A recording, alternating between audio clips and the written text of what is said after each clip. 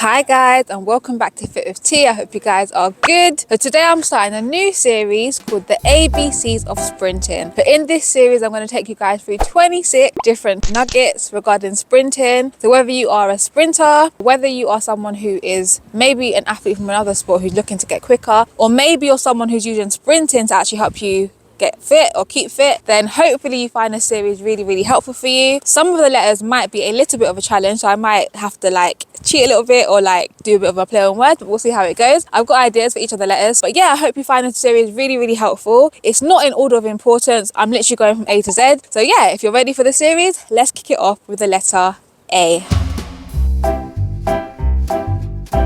Angles when it comes to sprinting in general are going to be really important, but in the video today we're talking about angles particularly when it comes to the drive phase, particularly when it comes to acceleration. When you come out of the block, you want your shin to be at what we call a positive shin angle, okay? So that's going to be anything that's about 45-degree angle from the ground is where you want your shin to be, and you want that to be equal to your body. So the same way you want your torso, your upper body to be at around 45-degree angle when you come out of the blocks, out of the crouch start, on that gun, at the B of the bang, that's the same thing you want to have at your shin. If your shin angle is too perpendicular, so if it's too upright, if it's at 90 degrees when you come out on that first few strides, you're going to find that your upper body is going to pop up too quickly, and that's not what you want. You want to be able to build up your speed effectively, and to do that you're going to have positive angles, you're going to have efficient angles for the acceleration. So angles when it comes to acceleration is something you want to look at. If you're looking at video feedback, you're looking at yourself coming out and you're thinking to yourself, am I coming out well? Am I doing well? Then you want to look for those things. Look at the angle of your torso, so your upper body. Look at the angle of your shins to the ground. Are you at about that 45-degree angle for your first 3-4 strides? And then what you'll find is that your shin angle will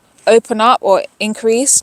If you're looking at it from the ground, your shin angle will increase up to that 90 degrees as you go through. So once you get to around that 10-15 meter mark, or around that 7 to 10 strides, that's when you're going to see the angle, has opened up, and you're probably more likely your shin angle is going to be closer to 90 degrees by that point, right? So the acceleration, the drive phase is all about building up your speed. If you haven't checked out my video about the different phases of the 100 meters, then make sure to check that video out because I take you guys through that. But yeah, you do want to have those 45-degree angles. That's what you're aiming for when you're coming out of blocks. That's what you're aiming for, to have your torso and your shins parallel to each other, and then have your torso and your shin about 45 degrees from that ground, and you're going to gradually increase that angle. It's going to naturally come. So the better your ankle stiffness, and if you haven't checked out my video about ankle stiffness, then you can check that out as well. But ankle stiffness and stability in your ankles and your knees is going to help you to be able to produce the angles that you want, to be able to have the strength to withstand the forces that you're pushing out of the blocks with, right? So if you have a lack of stability, a lack of control, which a lot of time comes because of a lack of strength, a lack of core strength, a lack of ankle stability, a lack of stability around your joints, your knees and stuff like that, then you may not be able to produce angles and you will pop up more quickly than you want to. But you can do things like wall drills to help you practice those angles, to help you practice applying force in those angles, keeping yourself in that position and applying force. You can use things like the pulley or exogeny, a sled, to practice those angles as well. But practicing it from a stationary position will help you to feel what those angles feel like, and then you can try and apply them when it comes to coming out of the blocks, right? So that's what you're looking for when you're coming out of the block. When you're starting, when you are accelerating, you're looking for those positive shin angles. So that's anything less than 90 degrees, and as you come up into your